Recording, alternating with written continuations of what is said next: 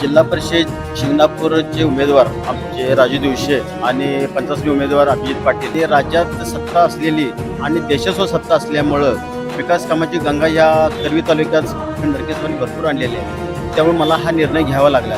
दिवशे साहेबांचं काम पहिले मी बरेच वर्षी बघतोय, त्यांना 5-7 वर्ष झालं कामाची त्याची तळमळ आहे आणि स्वच्छ मनाचा माणूस एकदम प्रतिमा. हे जे शिवसेनेचे उमेदवार आहेत त्यांना माझा जाहीर पाठिंबा जाहीर करतोय.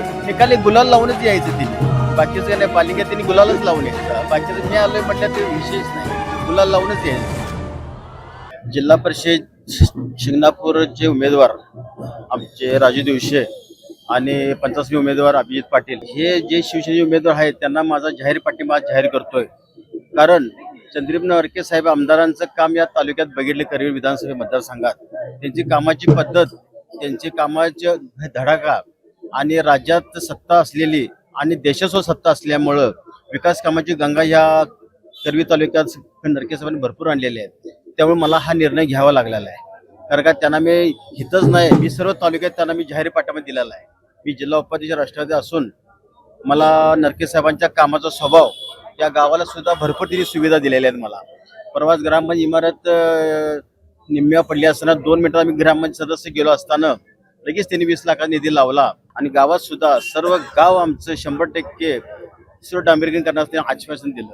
आणि करवी तालुक्यात त्यांचं कामाची पद्धत बघून मी त्याचा स्वभाव आणि कामाचा धडाका बघून मी त्यांच्याबरोबर गेलेला आहे. दिवसे साहेबांच्या कामाबद्दल काय दिवसे साहेबांचं काम पहिले मी बरेच वर्षी बघतोय, त्यांना 5-7 वर्ष झालं कामाची त्यांची तळमळ आहे आणि स्वच्छ मनाचा माणूस एकदम प्रतिमा.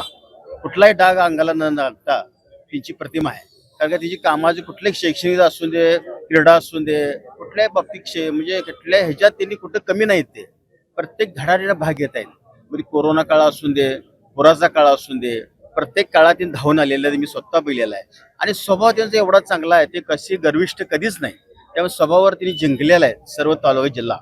त्यामुळे त्यांना खरोखर प्रचंड बहुमताने हे करवी तालुक्यात शिंगणापूर मतदारसंघात निवडून दिल्याशिवाय राहणार नाही. मी सुद्धा हाडाचं गाड्या रक्ताचं पाणी करून त्यांना निवडून आणल्याशिवाय गप्प बसणार नाही. हे तुम्हाला बालिंग्यात म्हणजे 1 नंबरला आम्ही असणार.